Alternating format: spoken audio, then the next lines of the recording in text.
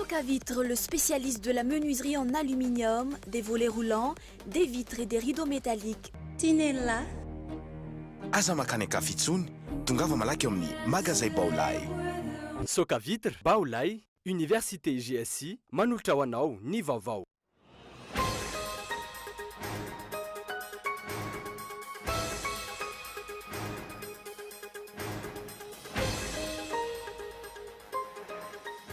Niendrika fanlena ireo antoko politika vao niforona ny fanovana ny bulletin tokana raha nambaran'ny filohany Kamefiky Noé.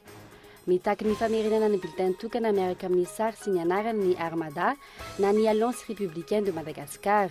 Antony ara teknika no nanaovana ny fanovana ho ny ministerany Atanjy. Raika amby 20 ny nantany renseignement na fanampanazavana, 10 avy eto Antananarivo renivohitra, candidat iray no nametraka ny antota taratasy firotsahako vidiana ben'ny tanàna. Itsakilan'izay, ny tompo 3,700 ny mpifidy ao anatin'ny lisitra ofisialy ary efa vonona ny kara-pividianana ho an'ireo mpifidy valo tapitrisa mahery manerana Madagasikara. Manambana fitokonana ny mpiasan'ny Air Madagascar noho nambaran'izy ireo fa tsy fahaiza-mitantana.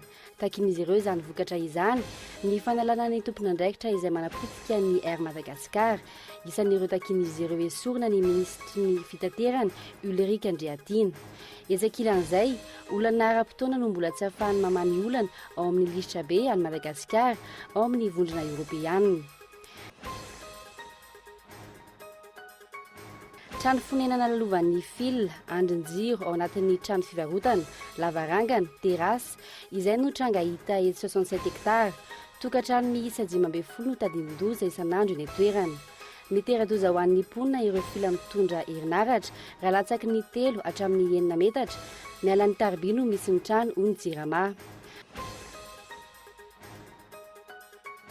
Any Cuba, ny gadina ny lahavanina omaly ny filoham-pirenena frantsay voalohany teo amin'ny tantara taorian'ny fisokafan'ny fifandraisan'ny firenena tandrefana tamin'ny Cuba ny volana desambra farany teo. Omaly no raisin'ny pape François tany Vatican i Raoul Castro. Ny Atsipriana Avetrany.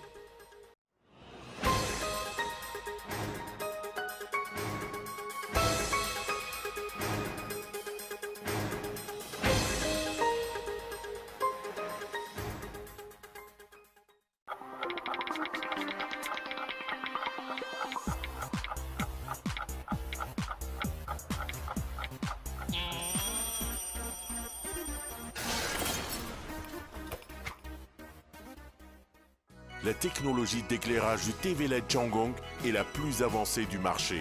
Full HD, ultra fin, ultra complet et design.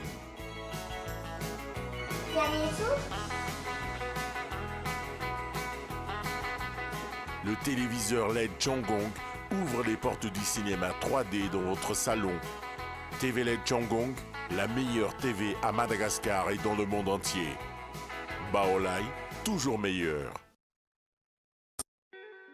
Soc à vitre en Outapenac, menuiserie en aluminium, rideaux métalliques, volets roulants, vitres, tôle,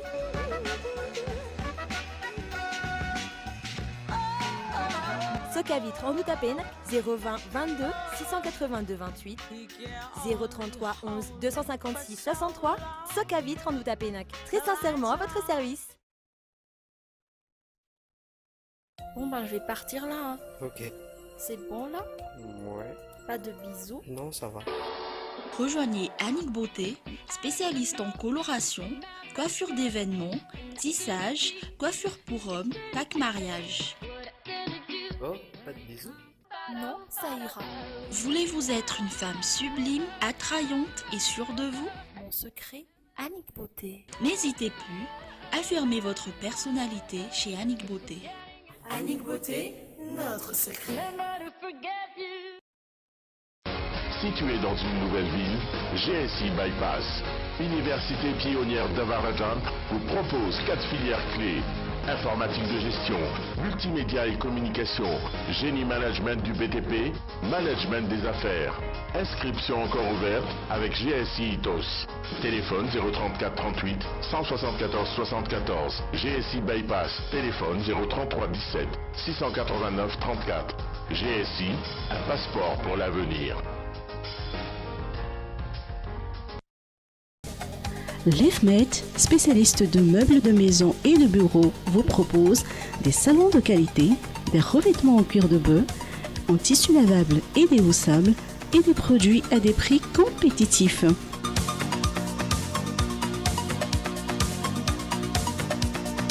Meublez votre chambre à coucher avec un modèle classique au royal.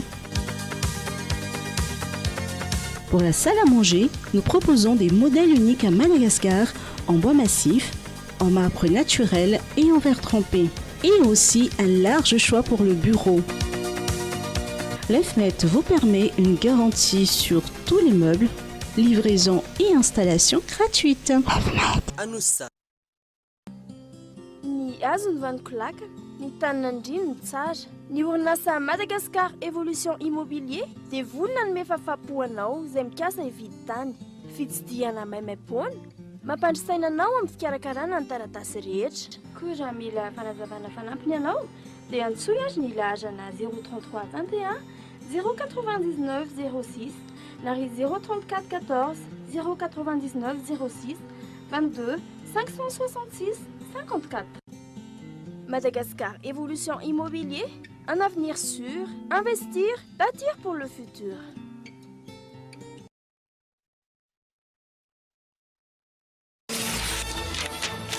Oh non, encore du bourrage, j'en ai marre. Quelle perte de temps. Et saviez-vous qu'un bourrage vous coûte 2 à 3 minutes de votre temps? Vous voulez une solution? Utilisez Navigator. Le papier extra blanc avec 99,99% sans bourrage. Pour un papier standard, il y a 5 bourrages par 10 000 tirages. Navigator n'en est qu'à 1. En plus, il économisera 7% sur votre consommation d'encre et tonnerre. Navigator. Économisé par la qualité.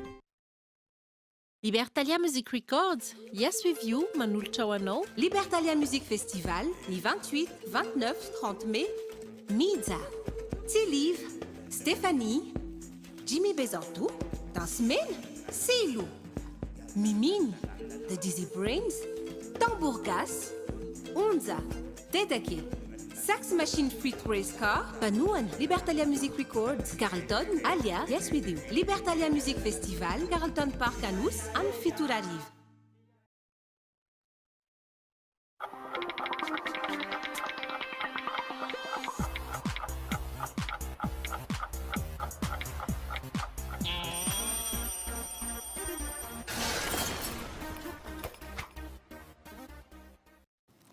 Ankafaliandray tomboky lasomboky vavy ny tsidina ny tokantranonao tonga soa ato anatin'ny fampahalaam-baovao ny fahitalavitra Kolo TV miarapa-manokana ireo mpanaraka izany amin'ny alalan'ny fahitalavitra FM any amin'ny faritany Toamasina.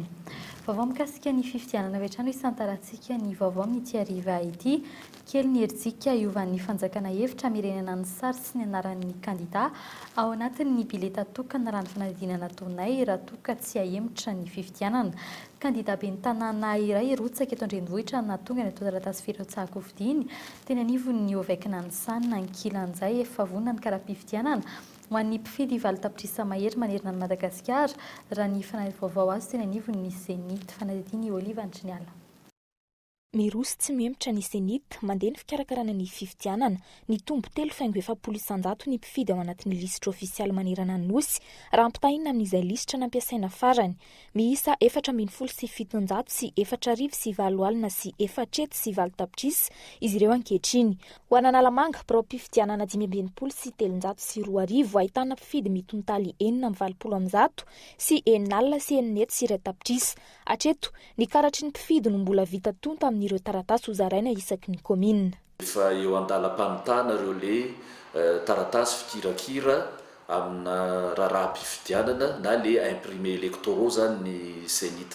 Dia ny ataontsika hoe efa tonga eo ampelantanana zany hoe efa vita ny famitana printy azy, efa eto ampelantanana ny badge ho ampiasaina amin'ny fifidianana io sy ny karatra mpifidy zay ho fenona zany ho andreo le mpifidy zay milan'izay.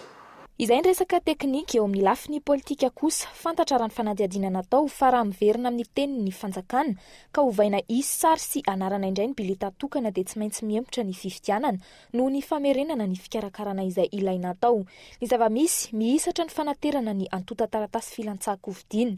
Hatramin'ny androany 270 no tonga teny amin'ny OVEC nanontany momba izay ilaina amin'ny firotsako hovidiana ho an'ny eto Analamanga. Iray no nanatitra ny taratasy firotsako hovidiana eto Antananarivo renivohitra amin'ireo 10 izay nanontany fanampim-baovao momba ny firotsako hovidiana. Ya, origine zay zany tsy maintsy alefanay.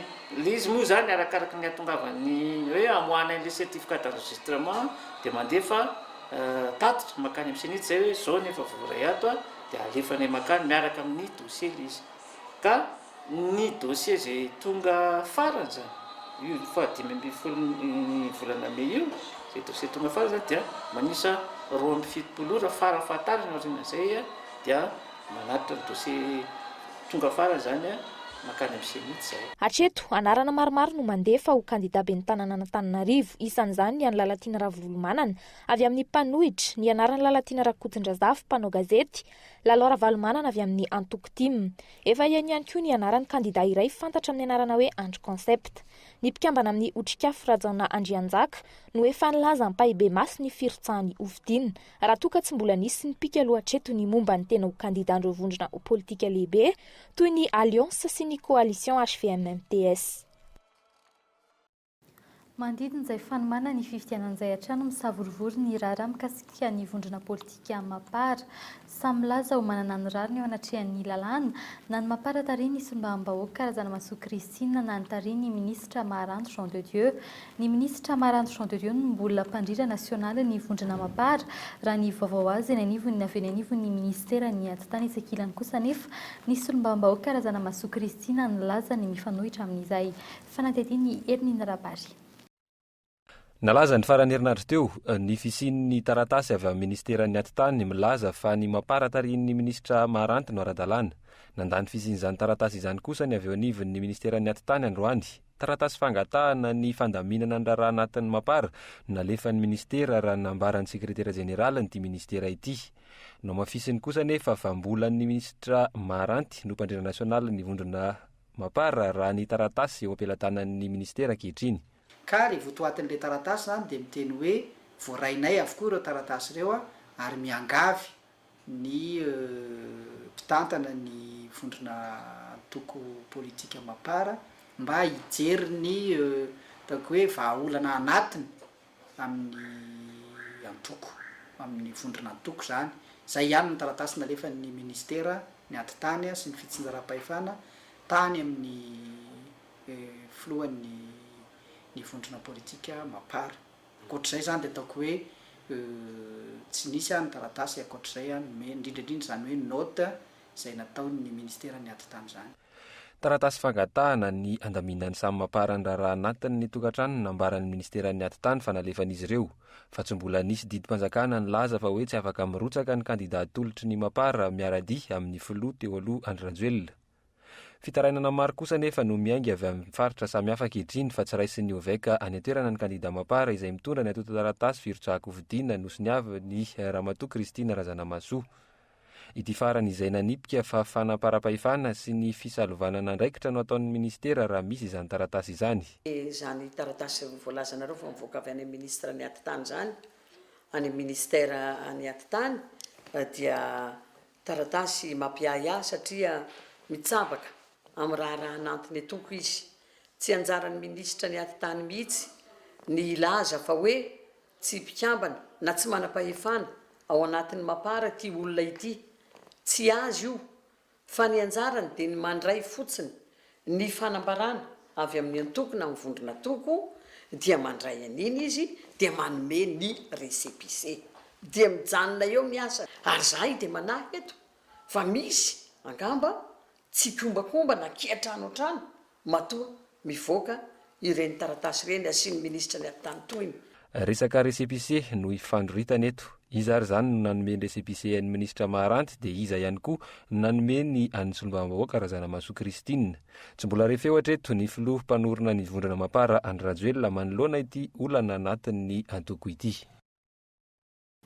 Fataoriany fanambarana ataon'ny Alliance omaly mikasika ny tokony hamerenana amin'ny endriny teo aloha ny bileta tokana nilaza ny avy anivon'ny ministera ny aty-tany androany fa antony ara-teknika nandraisan'ny ministera izao fanapa-kevitra izao ho an'ny fiarahamonim-pirenena kosa tsy mitovy ny herintsika ho an'ny samy kandida raha toa ka hampiarina iny fanovana nentin'ny fitondram-panjakana iny fanapa-kevitra izay manakorotana ny fanomana ny fifidianana raha ny hevitry ny mpanara vaovao eny ny rabary. Fitakinany amerenana amin'ny endriny teo aloha ny bileta tokana fampitsarana ny tsindry sy ny teritery atao amin'ireo tompona ndraikim-panjakana iny fotony ary fanoloana ny rafitra senita ho seni.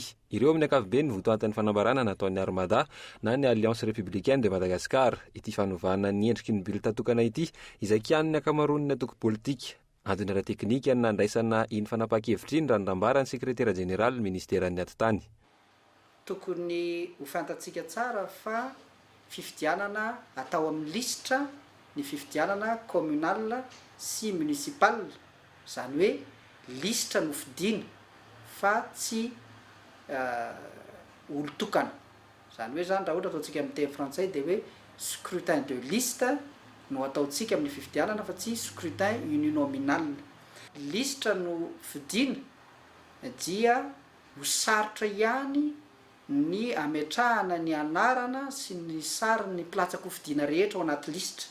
Tsy mitovy hevitra amin'izay kosa nefa ny avy eo amin'ny fiarahamonim-pirenena efa nilaza ny heviny ny sefafi nanamafy ny tsy fetezany io fanovana ny entiny fitondram-panjakana io ihany koa ny KMF Knoe. Mety hisy endrika faniliana ireo antoko politika avy niforona izao fanovana izao raha nambarany filohan'ny KMF Knoe. Lay tsy fanasivana sary zany voalohany dia manana sarotra ho an'ny olona tsy mamaky teny ny mahafantatra hoe iza no fidiana. Ny faharoa manome vana ihany koa tsy mitovy lay ataontsika hoe change ho an'ny parti efa tranainy izay fantapantatry ny olona koa ny logony sy ny parti amin'izao fotoana izao izay vao nitsangana taty afara. Dia ny fahatelo ny zavatra tsy adiontsika dia élection de proximité io. Ny maha élection de proximité azy dikan'izay zany lay fandraisana anjara n'lay olom-pirenena ny fotony no tokony vozina sy amafisina. Momba izay fikorontanana eo amin'ny fanomanana ny fifidianana izay hatrany nidina andalambe ny mponina atao amin'ny commune Ambohitrabiby noho ny fanovana amin'ny ora farany nisan'ny fokotany ao aminy. Raha ny famaritana avy amin'ny distrika ny fahatelo ny volana marsa teo 14 nisan'ny fokotany ao amin'ny ity commune ity ary 14 ihany koa ny an'ny commune talata volonondry. Niova nefa izany ankehitriny ka nesorina ny fokotany telo ny ao amin'ny ity commune Ambohitrabiby ity, fokotany Ambodifahitra, Ambatomamana ary Ambatondralambo. Antony ara-politika ny fiheveran'ireo mponina izao fanovana tampoka izao. Fizarana commune zany aminay dia tsy ekenay mihitsy, indrindra raha hoe atao katsikatsi politika le izy, satria raha antsika malala zany fa ny Ambodifahitra sy Ambatondralambo dia aty atsimona Ambohitrabiby no misy azy. Nefa rehefa taony delimitation na commune ifindrany talata zay dia tsy ho tafiditra ao anaty sary mihitsy zany ny fokotany misy anay. Ka dia tsy ekenay mihitsy zany zay vahoaka zany dia isan'ny tsy manaiky an'io fizarana commune io fa zay tokony ao anatin'ny commune Ambohitrabiby mihitsy misy anay. Raha ny vaovao azo, misy kandida matanjaka mifaninana amin'ny kandida mpanjakana ao amin'ireo fokotany ireo amin'ny fifidianana communal ho avy io ka izay no anton'izao fanovana tampoka izao raha ny zava-misy hatreto mampiaya ny sin'ny fifidianana mangarahara somadio amin'ny faraiky amin'ny 30 ny volana jolay ho avy izao. Efa vonina niatrika fifidianana marina ve ny fitondram-panjakana.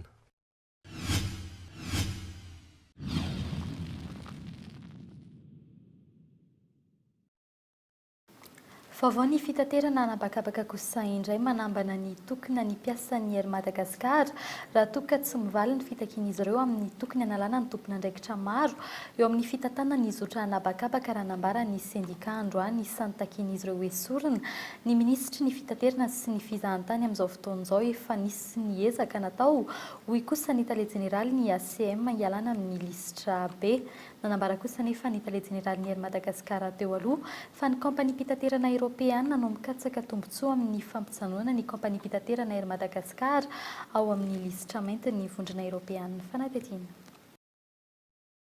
Zotra mikorotana izay mampijaly ny mpiasa sy ny mpandeha, zotra ahodikodiny fa tiantoka miopapana, fijanona anatin'ny lisitra be tsy afaka misidiny ny abakabaka ny vondrona eropeanina, fanomezana tombony ny mpanamory vahiny avy amin'ny jetway, kiantrano an-trano, fampidirana ny resaka politika amin'ny fitantanana ny orinasa tsy fahaiza mitatana izay manapotika ny orinasa Air Madagasikara. Ireo amin'ny ankapobeny no voalaza ny sindika ny mpiasan'ny Air Madagasikara manontolo izay misy 12 fa tokony analana ny tompona ndraikitra amin'izany. Menatra ny mpiasa ary maneho fialantsiny amin'ny mpanjifa. Ny vory ny sindika ka manao zao fanamarana manaraka izao. Mangataka amin'ny fialan'ireto olona manaraka ireto ny intersyndical. Ny ministre fitaterana, ny DG ny ACM, ny PCA, ireo PCA ny Air Madagasikara, ny DG ny Air Madagasikara sy ireo mpiara-miasa amin'ny akaiky. Ankilany nefa ny tale jeneraly ny aviation civile de Madagasikara nanambara fa olana ara-potoana izay tsy ahafahan'ny vondrona eropeana mitsirika ny Airmad no mbola tsy ahafahana amin'ny lisitra be. Nambara ny fa efa nisy dingana vita ialana amin'izany araka ny fifampitiniana niaraka tamin'ny komision'ny fitateran'ny vondrona eropeana tany Bruxelles 10 andro lasa izay. Tout le monde a reconnu. D'accord daholo ny rehetra fa effectivement efa tena nisy dingana goavana be mihitsy vita teo amin'ny fanatsarana amin'io système de sécurité ny opération eto Madagasikara io. Tsy resaka fitantanana ihany ny kompani mpitateran'ny vondrona eropeana no mahazo tombony amin'ny mbola fijanonan'ny Madagasikara anaty lisitra be, hoy kosa ny tale jeneraly ny Air Madagasikara teo aloha raha tsy ferana Hugues. Mety amin'ny eropeana ny fiasan'ny Air Madagasikara, matoa avelany makany La Réunion sy Mayotte ny fiaramanidin'ny Air Madagasikara ho hiatrany izy. Nina tenenina zany ireo orinasa eropeana nge mahazo avantage betsaka mihitsy zany amin'izao olana mahazo ny Air Madagasikara amin'ny anexa be zao satria manao sous-traitance izy mahazo vola ao anatin'ny zavatra io. Mandray anjara amin'ny ekonomia ny Europa be da be mihitsy ny Madagasikara à travers ny Air Madagasikara ka tokony ho tsapany zareo zany zay zavatra zay. Ary ny olana koa zany tokony ho fantany hoe ny fanaovana ankivy ohatran'ny hoe restriction mavesatra be loatra amina orinasa eto Madagasikara dia izy fiantraikany koa amin'ny compétitivité ny Madagasikara zany hoe compétitivité an'ireo société européenne eto Madagasikara. Efatra amin'ny taona 2024 ny hijanonan'ny Madagasikara tao anaty lisitra be. Tato anatin'ny fitondrana Irajon ary mampianina ny fifidianana ny ATR ihany aloha hatreto no vahaolana mivaingana hita fa nataon'ny tompona andraikitra. Etsekilan'izay no mariny aéroport de Paris tamin'ny alalan'ny tranokalany fa ny vondrona izay tariny ahitana ny aéroport de Paris management Bouygues Bâtiment International Colas Madagascar sy Meridiam manona azo ny fitantanana ny sirana mpiara-manidina Antananarivo sy Nosy Be. Ankoatry ny fahavitan'ny fanaovan-tsony amin'ny fanarahana io dia nisy ihany koa ny fanarahana ananganana ny ADP ny toeram-piantsonana goavana eny Ivato izay mazaka hatramin'ny mpandeha ray faingo 5 tapitrisa tahaka izany ihany koa ny any Nosy Be izay azo toerana vaovao afaka mandray hatramin'ny mpandeha maherin'ny 2 tapitrisa. Fa ivadika lafim-baovao hafa kosa indray isika afaka 2 volana raha ela indrindra afaka jifaina eto amin'ny tsena anatiny ny sachet vita amin'ny mangahazo izay mahasolo ny sachet vita amin'ny plastika. Mbola tsy maraka ny mangahazo izay akora fototra ilaina amin'ny fanamboarana izany nefa ny vokatra eto Madagasikara na dia efa misy eto amintsika aza ny indostria mpanotona ny mangahazo arona arao ny fanatetiana. Voizina iatrany ampirisianay ireo pikaroka. Ireo pikaroka izay fantatray fa manantsika ny fahaiza-manao ny amin'izany ampirisiana ary zareo mba amokatra ary izay moa raha izao ny fandehany atao anatin'ny volana ray na 2 dia efa tokony ho hitantsika hiparitaka zany hoe tiany solon'ilay arona plastika. Mangahazo lena 2 taonina mahavita sachet 2 taonina. Io no isan'ny vahaolana amin'ny tsy fahazoana mampiasa sachet vita amin'ny plastika intsony eto Madagasikara manomboka amin'ny volana Oktobra ho avy izao. Amin'ny volana Jolay ho avy izao farafahatarana no afaka jifain'ny sarababem-bahoaka ity karazana fiantsenana miaro ny tontolo iainana ity. Tsy misy akora simika na dia raha isan-jato aza, mbola voatery manafatra mangahazo avy any ivelany nefa ity orinasa ity noho ny tsy fahampian'ny tolotra eto Madagasikara. Hatreto aloha zany dia mbola tsy maharaka ny vokatra ito toerana, izany hoe mbola nivelany izay manafatra anazy io satria raha mamokatra izahay eo amin'ny 2 tonnes isan'andro eo ny mangahazo laninay, any mbola tsy manana an'izay production izay isika eto Madagasikara, izany hoe tsy maintsy mbola manafatra avy any ivelany izahay zany amin'izao, fa Madagasikara malalaka azontsika taona mamokatra an'izay rehefa ao aoriana kely ao. Nambaran'ny filoha-pirenena nefa fa tsy ny indostria mitrandraka mba hanondrana no ilaina eto Madagasikara amin'ny fampandrosoana raha-toe-karena fa ny indostria manodina ny vokatra avy hatrany. Ny vokatra izay tsy ampy aloha hatreto. Tao anatin'ny Comeza, tao anatin'ny SADC dia ho resaka industrialisation io no tena fototry ny adihevitra mihitsy ho fampandrosoana ny firenena. Tsika dia tafiditra ao anatiny. Mahafinaritra le antsoiko hoe réaction le industrie malagasy rehefa laza ny fitondram-panjakana hoe tsy azo atao intsony mampiasa ny sachet plastique dia efa betsaka ny efa niomana sahady ary dia efa misy sady zany efa miomana zavatra zany ny zavatra ilaina amin'ny industria. Amin'ny mahavokatra natoraly azy manatombo avy 2 na 5 yen ny vidin'ity sachet tsy mandoto no sady tsy manimba ny tontolo iainana ity. Manomboka amin'ny 100 ny vidiny ka mety hatratra any amin'ny 5,000 ariary arakaraka ny halehibeny sy ny hateviny. Raha tsy hivana ny voalohan'ny volana meteo nanomboka voarara teto Madagasikara ny fanafarana sachet vita amin'ny plastika raha toa ka ny 2 oktobra no tsy afaka mokatra izany intsony ny orinasa eto an-toerana. Fa hatramin'ny 4,000 tapitrisa ariary isan'andro no vola ahodin'ny mpanafatra friperie eto an-drenivohitra raha manodina ny iray hetsy sy iray tapitrisa ny tombony amin'izany. Lamba 500 sy 700 hatramin'ny 400 kilao isan'andro no lafin'izy ireo amin'izany. Fotoana mampiakatra ny tsenan'ny friperie ny mialoha sy ny mandritra ny ririnina izay efa manomboka amin'izao fotoana izao mpivarotra valo hatramin'ny 12 isan'andro no manatona ny mpamongady ary samy mividy 2 ka hatramin'ny 3 hetsy. Fanatetiany Oliva Antriniala. Mitombo ny toerana ahitana mpivarotra friperie eto an-drenivohitra rehefa ankatoky ny ririnina tahaka izao raha ny zava-misy eny an-tsena. Ohatra, eo andrefanambojana ity nolalovana ity, saika feno azy ireo ny morona arabe, miakatra manaraka eo ihany koa ny tsena eny amin'ireo mpamongady. Teo aloha, raha balina 4 ka hatramin'ny 7 isan'andro no lafin'izy ireo, 7 ka hatramin'ny 12 isan'andro izany amin'izao volon'andro efa miha mangatsiaka izao. Sady mitombo ny filan'ny mpanjifa no mitombo ny maso-karena ampiasaina noho ireo akanjo mafana lafo mihoatra ny karazana akanjo hafa. Eo amin'ny 520 kilao ny lanjan'ny balina iray amin'ny maso-karena 7 alina sy 1 hetsy ariary. Tsy misy fenitra raha namaritana izay tombony fa 2 hetsy ariary isaky ny balina amin'ny ankapobeny no efa mahazatra ireo mpanjara. Misy ihany anefa ny fiovaovan'ny vidin'entana arakaraka ny karazany sy ny kalitaony na hoe lamaody izany na tsy. Tamin'ity vao nahatonga rivasy mihitsy dia ny mafana mihitsy no betsaka fa amin'ny mois de mai io mbola misy rivasy dia mazava ho azy le mafana mihitsy ny atao betsaka satria io avy ny ririnina. Eny an-tsena kosa isaina tsirairay ireo akanjo anaty balina zaraina amin'izay ny maso-karena nakana azy tamin'ny mpamongady. Ohatra raha akanjo efa polisa no izarana ny 2 hetsy ariary, 5,000 ariary ny iray amin'ireo akanjo farafakeliny. Eo vao manomboka arakaraka ny kalitaon'ilay akanjo ahantona na atao misavovona avadiky ny mpanjifa ny vidiny. Tsy afaka maka entana vaovao kosa ireo mpanjara raha tsy miverina ny maso-karena ny entana teo aloha. Raha 3 alina sy 3 hetsy taloha dia lasa any amin'ny 7 alina sy 3 hetsy any amin'izao. Misy rehefa tsy hetsy mahery arakaraka le hatsarany dia qualité amin'intsy izany. Tsy maka entana izay raha tsy miverina maso-karena. Ankoatra ny akanjo ba, efa mirantiranty eny an-tsena ny satroka sy ny fehitenda fitondra amin'ny andro ririnina. Raha tsy hivina, ny loha izay idirany 30 isanjato ny atsika amin'ny vatana araka ny fanazavany mpitsabo ny herinandro lasa teo.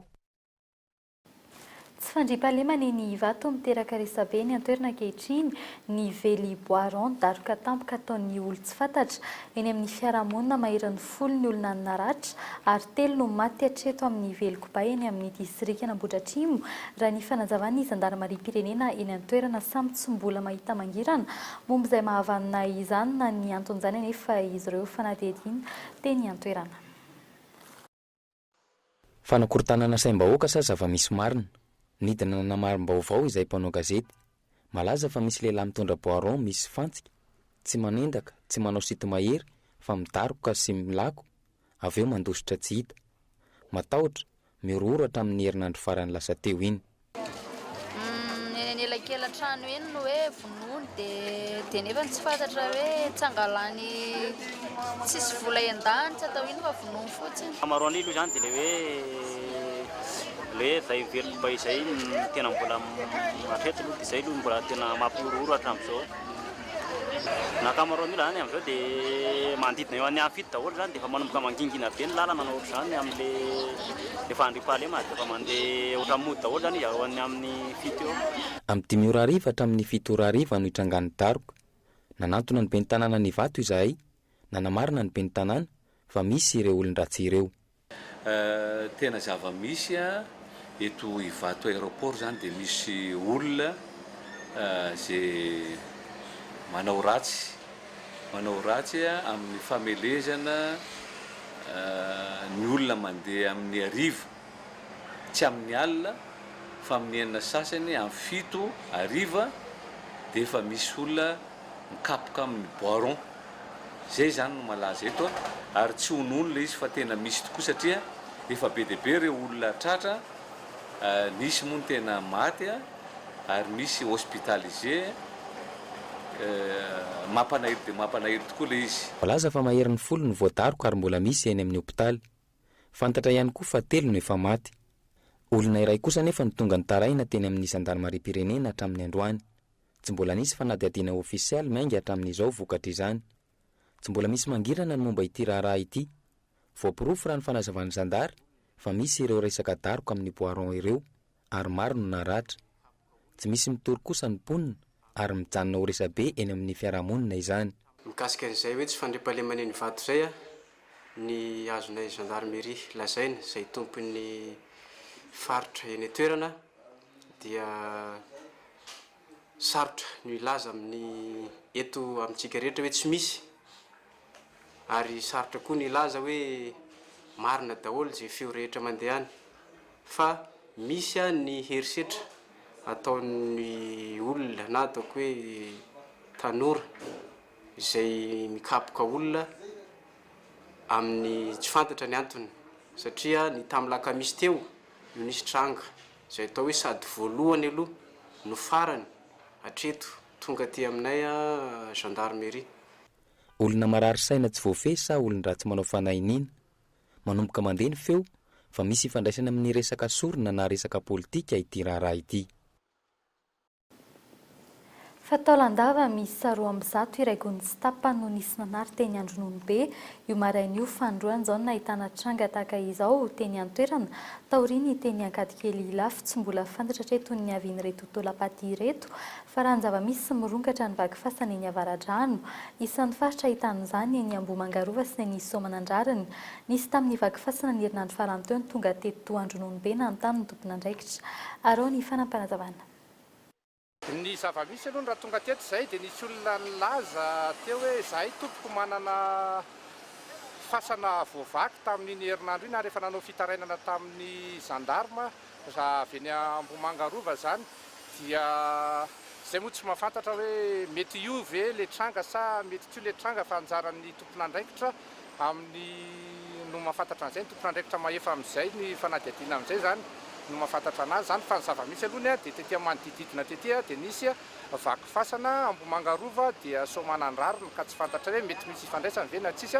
fa ny fanadihadiana angamba no ahafantarana an'izay zavatra izay Fanteradoza ary namoizana ain'olona tato ato ny tarby mitondra ny herinaratra ny jirama mandalotra ny finenina nefa ny ankamaroan'izy ireny ankehitriny vokatry ny fandorenana tsy ara-dalàna tahaka ny etsy amin'ny 67 hektara atsimo manamafy amin'ny mety sy ny fipoahana tampoka ny mponina eny an-toerana raha ny tokony ho izy 3 hatramin'ny 9 metatra mialan'ny tarby no tokony tsy hisy trano na zavatra fa raha ny fanazavany teknisiany ny jirama ka eto Andretsilavo tandindomindoza isan'andro ny tokatrano 5 eny amin'ny 67 hektara no ny herinaratra raha ny fanadihadiana nataonay anefa tsy fantatry ny mponina akory ny mahazava-doza izany ireto trano ireto eo an-tokotany ny andro jiro ny jirama eo an-davarangana ny fil tafiditra ao an-trano ny tarby ny herinaratra sasany trano fonenana lalovan'ny fil andrin-jiro ao anaty fivarotana lavarangana terasy sy ny maro hafa hita ety avokoa izany tsy misy rototra na matahotra akory anefa izy ireo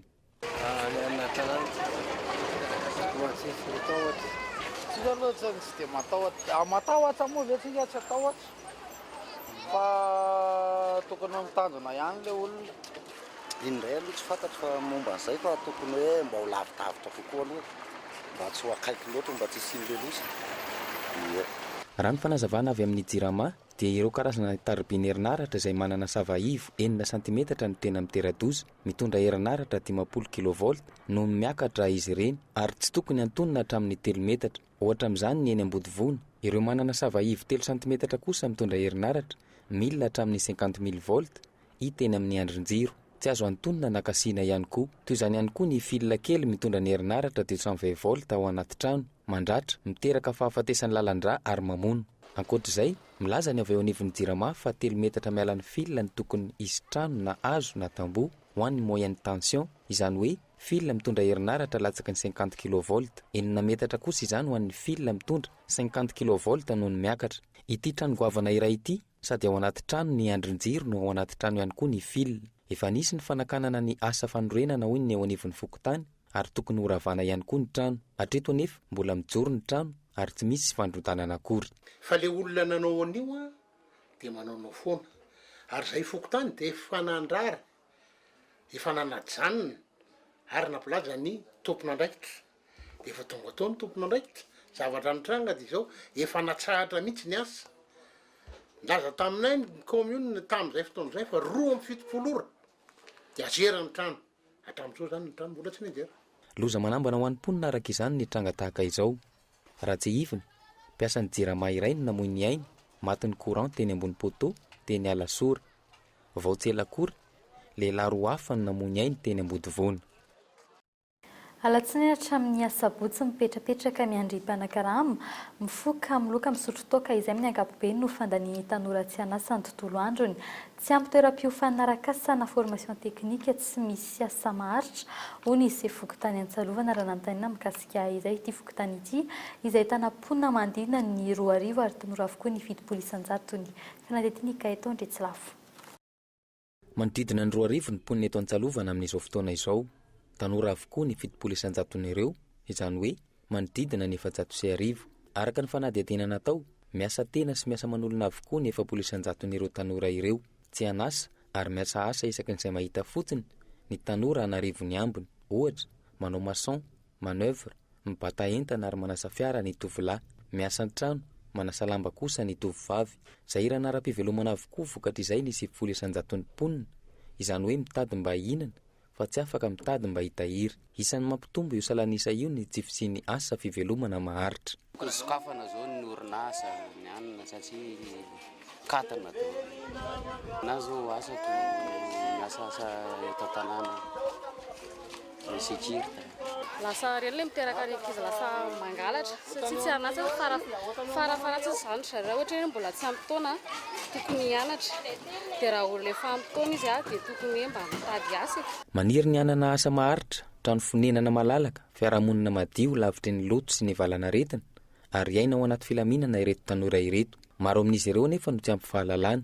Araka ny fanazavana tetỳ anivon'ny fokotany ihany, manodidina ny 50 isan-jato no manana ny CPE, 530 isan-jato no manana BEPC ary 3 isan-jato no manana BAC.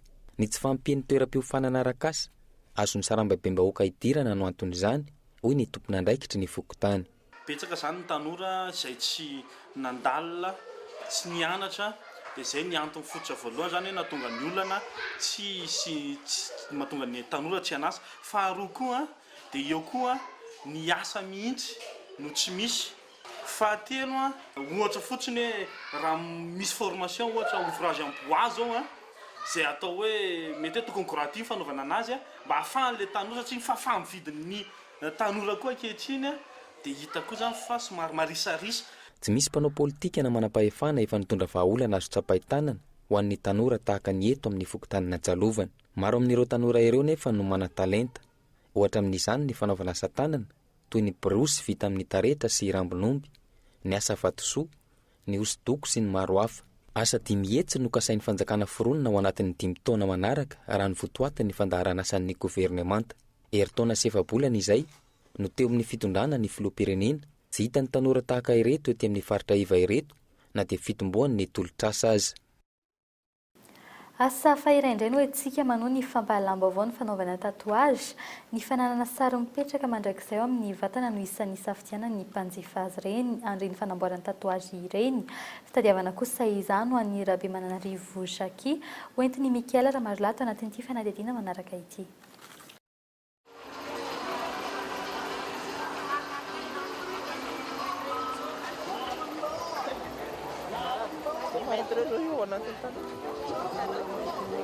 Ity fitaovana kely iray ity no anamboarany tatoazy isan'andro. Miletika 2 milimetatra amin'ny vatany ity vy maranitra kely iray ity, mametraka ilay rano mainty. Ho an'ity mpanjifa iray ity ny fahitana ny sary maro isan-karazany na rano teto no nahasarika azy hanao tatoazy. Narary kely le izy ary nandara mihitsy. Mba tiako fotsiny le izy. Ay fa zao ny anarako zao ay fa mitomboka nefa dite. Ho an'ny Rabe Mananarivony Jackie izay mivelona tamin'ity asa ity nandritra ny 5 taona, ny fankafizana sary fonon-kely no safidy iray nahasarika azy hanao ny asa. 3 minitra hatramin'ny adiny 3 kosa ny fanamboarana izany. Manomboka 2 ariary ny mametraka ny sary na ny soratra iray. Manambady izy ary mamelona zanaka 3 amin'ity asa ity. Ny anitarana ny asa amin'ny sehatra mahatianina kokoa ny tanjony. Botika ohatr'izany. Botika ohatra ohatr'izany. Partenaire aloha zany no tena ilaina. Tsisy ny partenaire dia zava-poana. Olona 5 isan'andro no voasarika anao ity famantarana mipetraka amin'ny vatana ity, ary any ampian'ireo mpanjifa ny fisian'ireto boky maro misy sary isan-karazany ireto. 12 taona no miakatra ny ankamaroan'ireo mpanjifa, ao ihany koa ny vehivavy no liana. Efa misy mamasy kosa ny rano mainty ampiasainy amin'ny asa. Raha ny fanazavana ity raim-pianakaviana iray ity hatrany, misy olo isaky ny olona iray ny fanjaitra amisaina amin'izany. Vaovao ny kolontsaina feno 4 taona androany nahafatesan'ny mpanjakan'ny Regerots ny fanana fotom-pisainana miavaka amin'ny maro sy ny fametrahana fitiavana sy ny fanajana ary ny firaisan-kina no vizan'ny Rasta.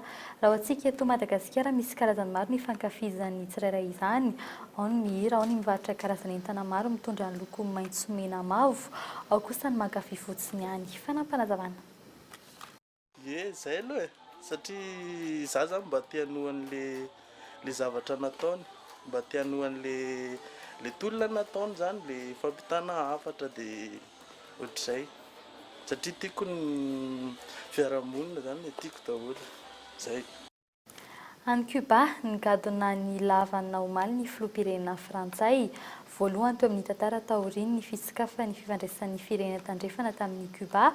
Ny volana desambra farany teo omaly no raisin'ny Pape François tany Vatican i Raoul Castro. Fanadino amin'ny sariny France 24. Manamafy ny fiarah-miasany amin'ny Cuba i Frantsa ankehitriny nigadona tany an-toerana omaly alina ny filoha François Hollande. Androany izy ny fifandraisan'ny filoha Raoul Castro azy iresaka ny fifanarahan'ny-piarah-miasa eo amin'ny rotota. Mialoha lalina ny États-Unis Frantsa no États-Unis izay miandry ny fanalan'ny Kongresy ny embargo mikasika ny Cuba. Mialoha ny fanaovatsy ny fifanarahana ny 17 Desambra teo amin'ny États-Unis Cuba no efa nisy ny firesana niaraka tamin'ny vondrona Europeanina. Hatreto ny filoha Barack Obama efa nanao dingana niaraka tamin'ny ministra mpanjakana 7 sy ireo mpandraraha misehatra ny fifandraisan-davitra ny fizahantany, ny vondrona Accor, Air France ary ny orinasa samihafa nijery ny fifanarahana niaraka. Afaka andro maromaro no andrasana ho afaka tanteraka ao anatin'ny lisitra ny firenena malaza amin'ny resaka fampiroroa ny Cuba. Ny filoha Raoul Castro izay avy any Rosia sy Italia ny farany herinandro lasa teo no raisin'ny Pape François tokony ora iray. Tsy nisy ny pika ny resaka taorian'ny fiaona kosa no nanao valan-dresaka ho an'ny mpanao gazety ny filoha Raoul Castro ary nilaza fa raha mitoy ny fandresendahatra ataon'ny Pape François toy izao ampiavana ny firenena samihafa azo heverina ny iverenany indray ao anatin'ny fivavahana sy anaraka ny fiangonana katolika.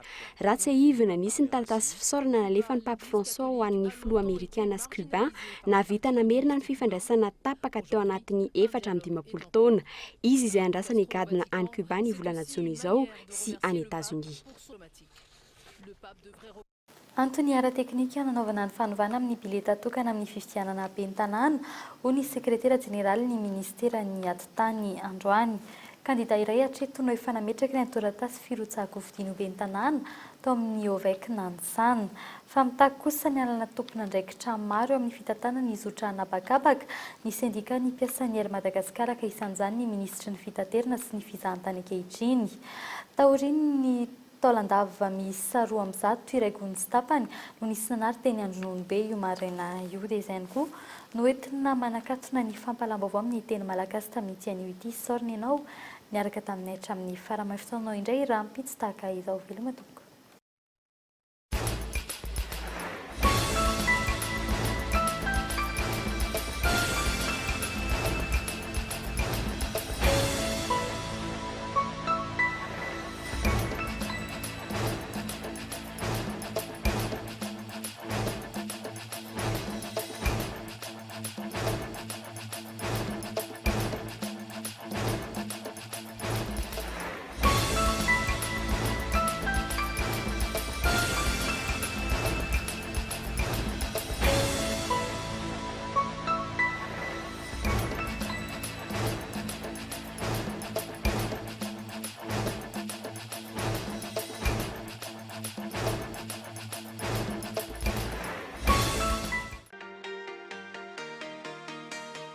Vitre, le spécialiste de la menuiserie en aluminium, des volets roulants, des vitres et des rideaux métalliques. Tinella. Aza makany akafitsony, tongava malaky amin'ny magasin Baolay. Ny fahapalalamba vaovao dia niarahanao tamin'ny Soka Vitre, Baolay.